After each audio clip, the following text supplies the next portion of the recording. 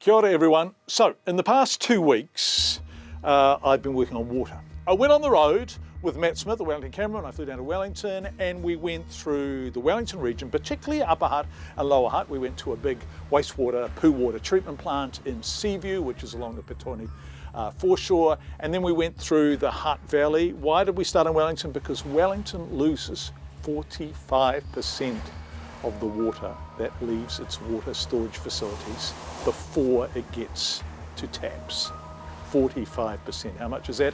77 million litres a day leaks out before it makes it to destinations like taps, loos, hoses, showers, laundries, whatever. 77 million litres a day is lost. It's insane.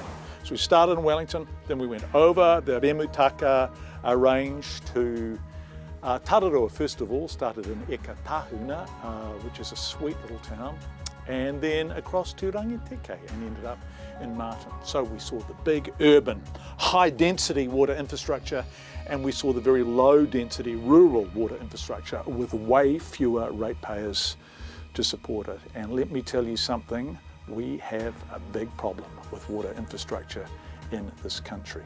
So that's what this is about. And we took questions, your questions, written questions on onenews.co.nz, and here is our answers to them.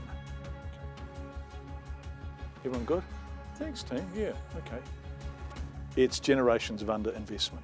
So for a long time, for all sorts of reasons, and possibly, and we need to collectively own this, pressure from ratepayers not to put rates up, councils underinvested in water infrastructure.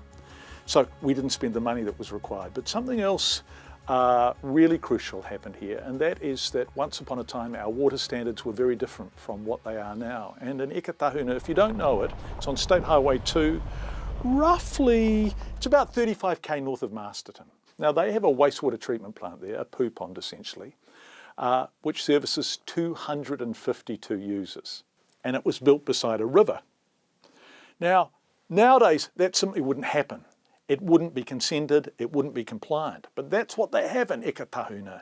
And in Tararua, where they only have 10,200 ratepayers in the entire district, they have 7 wastewater treatment plants and 7 water treatment stations.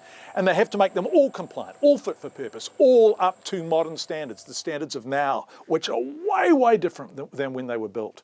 So who's to blame? Well, everyone really, all of us. Generations of underinvestment, standards changing, meaning that we have to play catch up with standards we never imagined 60, 70, 100 years ago when many of these plants were built. And also I'd have to say that it's felt like successive governments have kind of looked away. It's really only become an issue in recent years.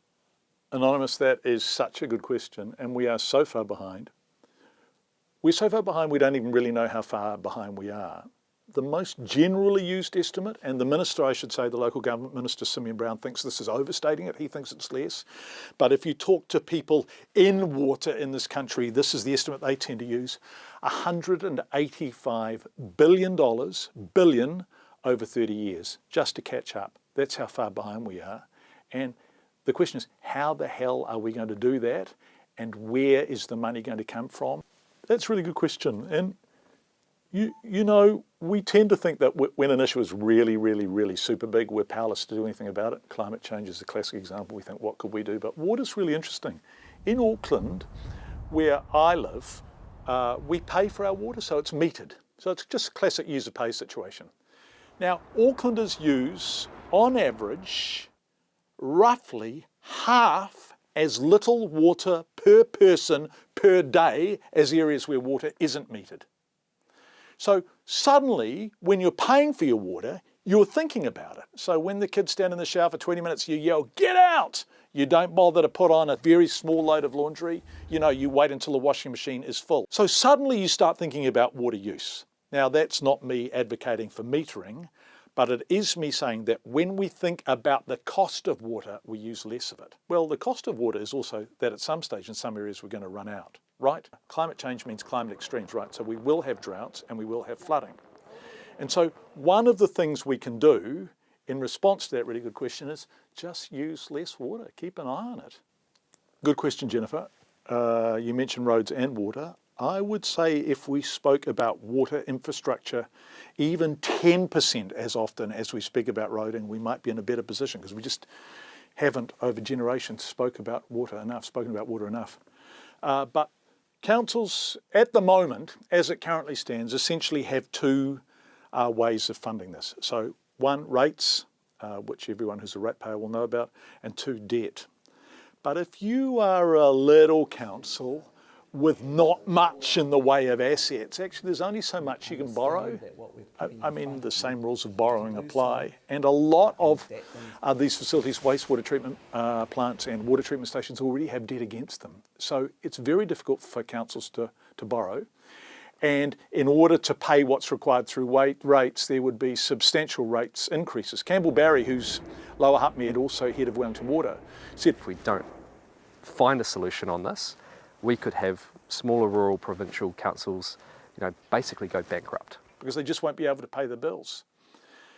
What the government's suggesting, and their policy, remember they chucked 3 waters out, their policy is a thing called local water done well.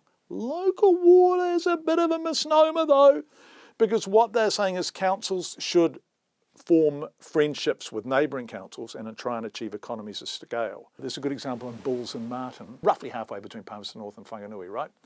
They're 14 k's apart, they each have their own wastewater treatment plants, which means consent issues, supervision issues, maintenance issues, bloody stupid. So they're building 14 k's of pipe to join one to the other, and they will move the sewage from Martin to Bulls and take care of it in one facility. But that's all part of one council. What the government's suggesting is that people work with neighbouring councils, Good in theory. In Wellington, that seems to be working quite well. Wellington, Lower Hutt, Upper Hutt, Porirua, Wairarapa are already working together quite effectively, it seems. But what say you're a rural council with a little bit of money and your neighbouring council is just a suck council with no money at all? You're not going to want to work with them. And this is where the government's looking at things like mandates to force councils to work together. And that will be potentially contentious.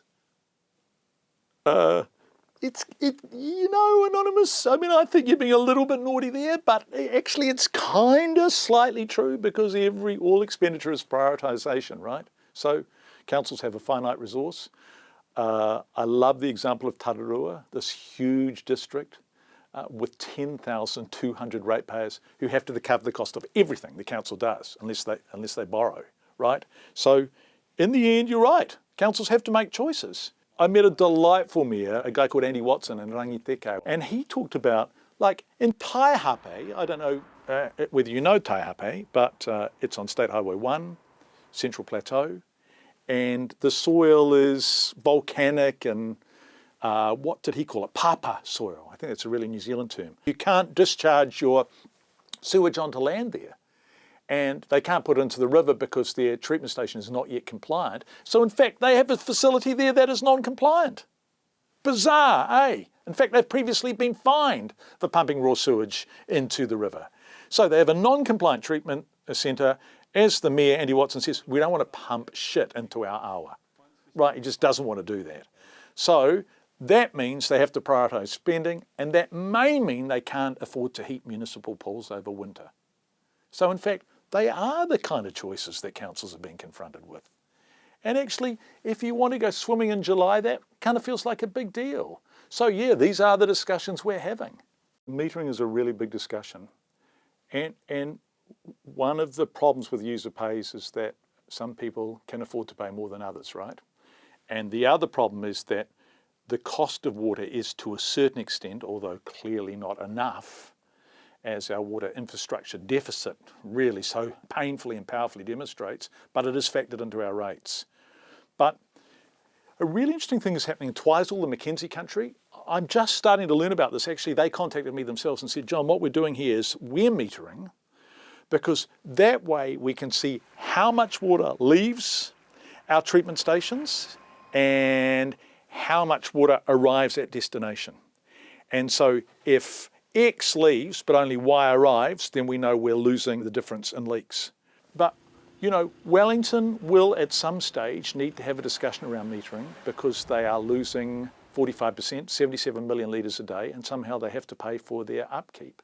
Or they can borrow money against the assets, but The Mayor, Campbell Barry, Mayor of Lower Hutt, who's head of Wellington Water, estimated to me that they think about $30 billion is required over 30 years, $30 billion in Welly to play catch up over 30 years. It's an insane sum of money. So your options are increase rates, borrow more, or meter and make user pays. And that's a big conversation. I mean, Jan, what can I say? But I agree with you. I mean, we travel. And the Mackenzie country, right? So that has Lake Tekapo. So busload after busload after busload after busload of people pass through there every day, and they go for a wee. Of course they do, because they've been travelling for hours. Who pays for that? The ratepayers of the Mackenzie district. In other words, some people are disproportionately supporting a population who people don't stay in the Mackenzie, so they go from Christchurch to Queenstown, they have a wee in the Mackenzie country on the way, but they don't spend much money there. They might get a pie, and then they go and stay the night in Queenstown and give them their money. So this is a real issue. Jan, I agree with you, this is a real issue. People are using infrastructure they're not paying for. So how on earth do we get that right? Jan, you're saying centralised taxation. I'm not. But we have to have that discussion. Small, poor, remote districts with tiny ratepayer bases can't afford to do this stuff. The outbreak in Havelock North was a complete and utter disaster. And the probable cause of it, I think this is almost overwhelmingly accepted now, was sheep feces in water bores just on the outskirts of town, right? 5,500 people got sick. Some people got seriously sick, and 3 people died in ways that seem pretty strongly connected to that outbreak. So what did we do? Well, we had a major inquiry, which is what we always do in this country. So 3 Waters was very definitely a response to that. To a certain extent, local water done well is a response to that. But what happened in Queenstown was just bad luck. But shit sometimes gets into the water. So we need to have filters or treatment adequate enough to protect us from that eventuality. And there is still a surprising number of municipal water supplies in this country that aren't there yet. So whilst Queenstown was bad luck, it's also emblematic of a shortcoming we have to address. You know, I interviewed Gillian Blythe, who's the head of Water New Zealand, and she said to me, you know, there are all sorts of things at work here. One is a quality of life issue. We all hope, don't we, that we live in a country where if you turn on the tap, the water comes out, you can put it in a glass and drink it. Right? That doesn't seem much to ask. Although there will be some people watching this who will say, John, it seems like a hell of a lot to ask because we haven't got that, right? I'm thinking of the people in Norsewood, for example, who I think are still filtering their water themselves. But what Gillian Blythe says to me is not only is this a quality of life, almost essentially a human rights issue, it's also an economic issue. And here's why. If New Zealand continues to regularly issue boil water notices, particularly in high tourism regions, that will impact on our reputation. And if tourists think, yeah, dirty old New Zealand, it's dirty on water, then that has a real economic impact, right? All the jobs that are dependent on tourism. And so this is not only about quality of life for New Zealanders, it's not only about the human right to turn on a tap and get good, fresh, clean drinking water out of it. It's also about protecting our reputation for people who are going to come here from Japan, Germany, America, China, wherever the hell, and spend money that keeps New Zealanders in jobs. If you're still here at the end of this, I just want to say thank you, Mum, and everyone else who stuck with us through this. This is a big issue and we need to get it right. There is a lot riding on this, so thank you for the care that you've demonstrated by still being here at the end. I've written a long form piece on this. It's on onenews.co.nz. Just search John Campbell on that site and they'll take you to the page with all my work on it. Or there is a long form TV piece called Water Woes, which is available on YouTube. Thank you so much for the pleasure of your company. Ngā mihi.